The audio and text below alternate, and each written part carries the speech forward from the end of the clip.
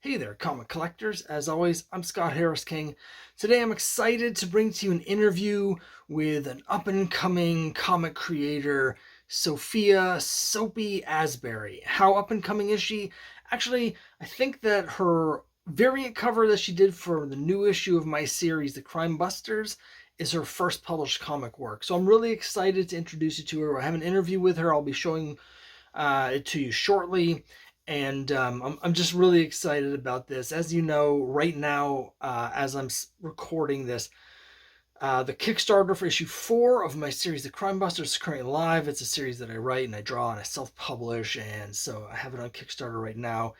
Every issue I do a series of variant covers, and one of the variant cover series that I do every issue is called the Trixie's Mysteries cover. I have a character in my comic called Trixie Trouble, and she's sort of my homage to the girl detectives like Nancy Drew and Veronica Mars and Trixie Belden. And so I have a series of variant covers that I do where they're designed to look like Nancy Drew book covers, and I try for each issue to get an indie comic artist to do the variant cover for the Trixie's Mysteries variant. So I'm really excited this time around. It's Sophia Asbury, and I think you'll find this interview really interesting because she's actually taking. She's in college right now, and she's her major is in making comics. So it's really interesting. It's a major I wish my college had had when when I was going to school back in the day. But yeah, she's actually getting a degree in making comics. So let me bring that to you, and then at the end I've got another sort of announcement about the Trixie's Mysteries variant cover. So stick around for that. And here we go. First of all, thanks very much for joining me. I really appreciate it. And why don't you introduce yourself rather than me try and introduce you? I'll just let you introduce yourself. Sure. My name is Sophia Asbury, but I have the nickname of Soap. That's kind of what I want to basically be my little signature for when I get my art more up and running and established. I've been drawing comics since I was about 10 or 11 when I started getting into like Japanese manga and anime. And I always knew that with the traits that I have, the way that I do my art, and how I compose things, that I wanted to be a storyteller. And comics was just a medium that I thought was the best. I mean, it's quite in the name. Like it's the sequential imagery aspect of it that really makes it so cool. So I do that. And then I work full time at local Papagino's, like right up the street from me. So I work full time. I'm saving my money, and I'm going to be moving back home soon with my mom to pursue the rest of my bachelor's degree. So that way I get under that. But yeah, that's just a little bit about me. Okay, well, I have some questions. I'm curious how you first got into comics. You mentioned the anime and the manga. Like, what was the first ones that you really started reading? First one was Inuyasha by Rumiko Takashi.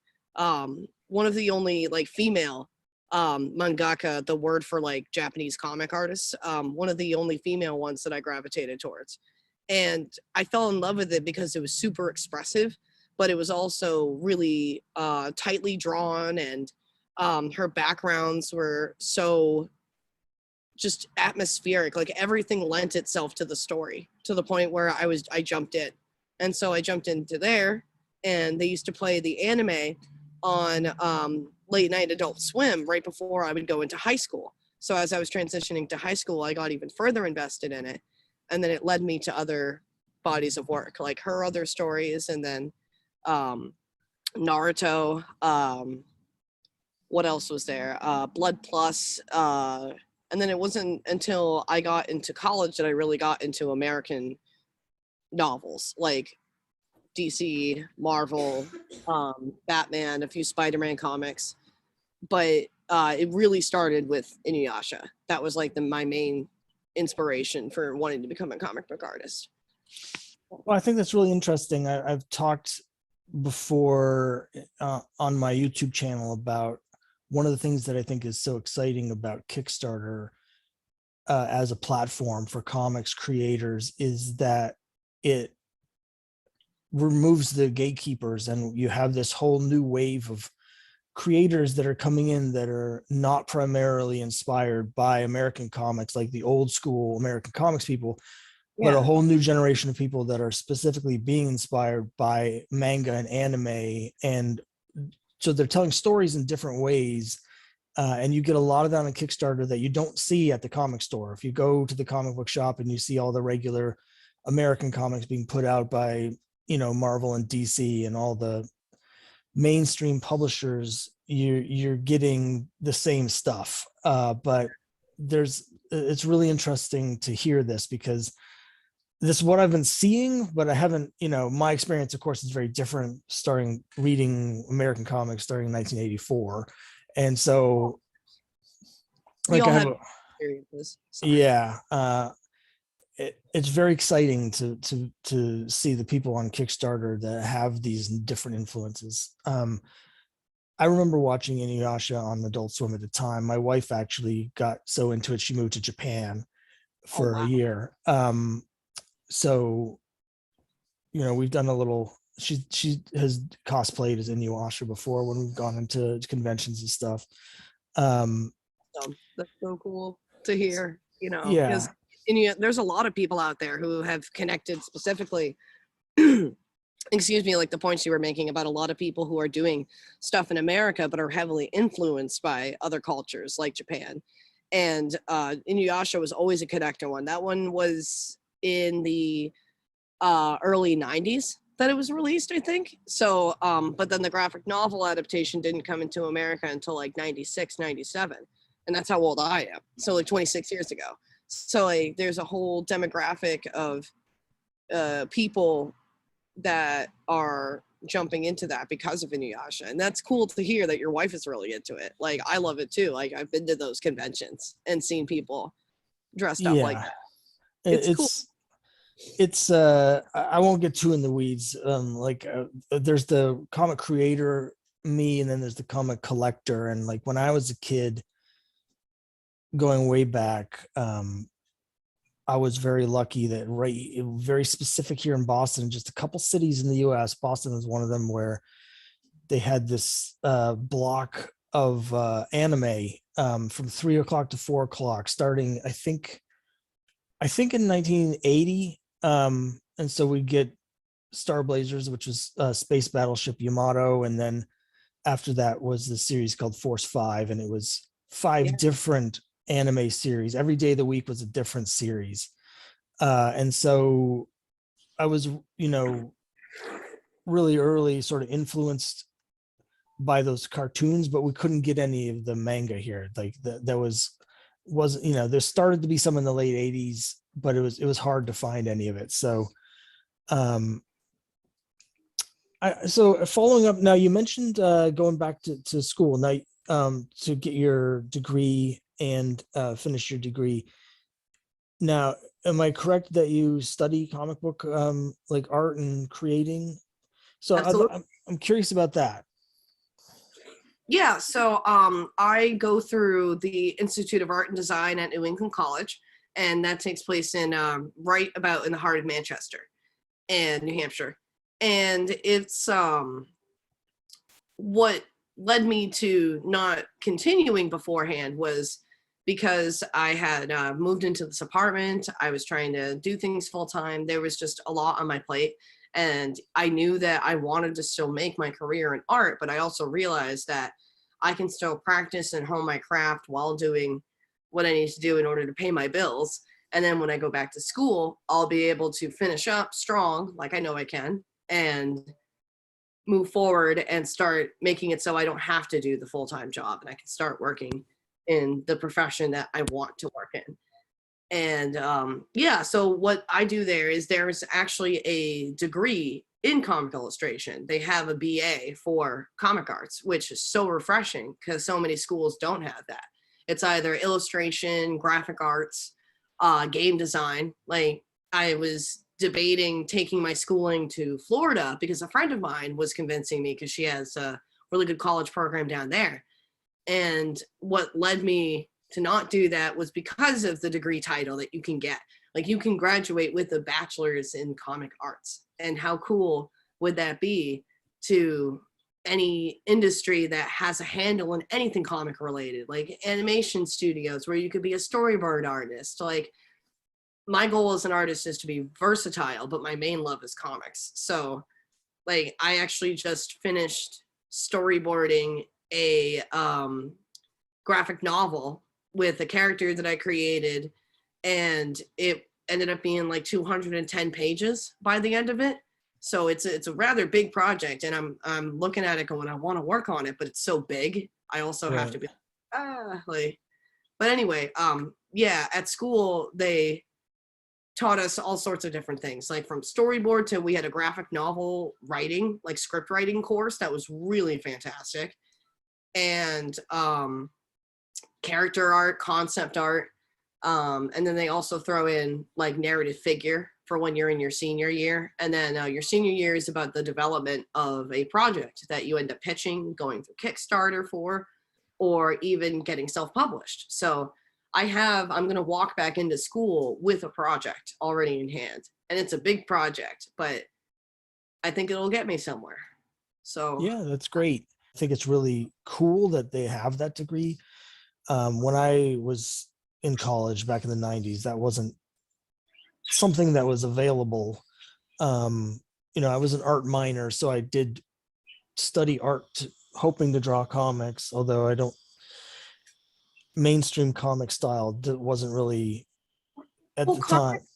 It seems like for a long time that comics was just a medium that everybody didn't really take seriously, because it was, often a lot of times it was used to be educational for kids, or even just sometimes to tell like a really graphic, passionate story. So like people weren't really knowing how to wrap their brains around it. I think now that they, with the advancements of technology and so many people like you, like who wanted to pursue comics but never had that like mainstream field or like degree or anything else for it, that's what's cool about this particular program. When I was going into college, like I mentioned, there didn't really seem to be any kind of options like that. I took like a night class from a guy by the name of Paul Ryan, who at the time I was taking the class from him was, I want to say he was the regular penciler on Fantastic Four and Iron Man at the time. And then he shortly after that, he left Marvel and he became the regular penciler on Superman for a while.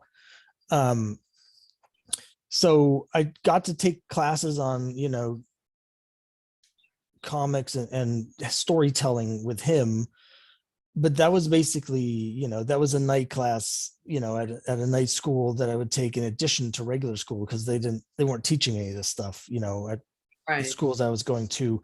It would have been great to be able to immerse myself in that sort of thing, but other than like at the time, other than going to like the Kubert School in New York, there's really didn't seem to be any options. So it's really cool that that exists. Mention a little bit about your influences and also the graphic novel you're working on. What other projects have you worked on, or are like do you have in the pipeline, or anything you wanted to talk about?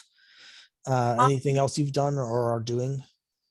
Well, I've unfortunately had a lot that's been happening in my outside life that has kind of prevented me from sticking to one sort of project. So what I've been doing is I've been hopping around trying to work on bits and pieces of various projects. I have a lot storyboarded and written out. I have a original story that's about 40 pages long, called Temple of the Parents, that I want to work on. It's a lore story about the birth of the world that a bigger story that I have takes place. So I have that work I'm working on, as well as a pirate story that I have. So that one I'm still tinkering with. I have a lot of atmosphere building with it, like drawing ships and mountains and various peninsulas. I have to really work on that. And then I also have a horror story that I want to work on. My problem is that I love all sorts of different genres. So I need to just, what I want from going back and finishing my degree is to get that final little directed push I need to focus on it, see it to completion, spend time talking about it, do the work. That's all I want, is to have the focus to be able to do the work. And I'm going to be getting there soon, but it's been, so I have, like I said, I have a bunch of little projects that I'm working on. I hope to have more soon on my Instagram page and my Facebook. And So where can people find you to follow you and see those stories that you're working on? they can find me on my Facebook page, which is Creations by Soap, or Sophia Asbury on Facebook. Both of them, they're hyphenated. And then you can also find me at Soapy, SOAPY.comics on Instagram, as well as Twitter. And I hope to get a website up and running very soon, like towards the end of the month. And then I will share more information about that on my social media pages once I get there. All right, terrific. All right, that was it. I hope you really enjoyed this. Again, just check the links down below for all the information about the Kickstarter for Crimebusters #4. If you want to get a copy of Soapy's variant cover, you can get that down below. I also have the previous variants. And speaking of that, I mentioned at the beginning I was going to have an announcement here. And the announcement is that the artists who did the Trixie's Mysteries variant covers for issue 2, which is Heather Farrington, and issue 3, which is Julia Oliveira, both of them are going to be at a convention that I'm also tabling at. So it's coming up at the end of July. I think it's July 16. It might be 17. Anyway, you can check it out online at Plastic City Comic Con. It's in Fitchburg, Massachusetts this July. I'll be there. Heather will be there. Julia will be there. So if you want to get the Trixie's Mysteries variant covers, or if you already have them and you want to get them signed by the artists and by me, this is the perfect time because we're all going to be there. So check that out. And again, really excited to be able to bring you Sophia's first comic cover. And you can get that at the following link down below. So thanks very much for watching. I hope you enjoy, and let me know what you think, and I'll see you next time.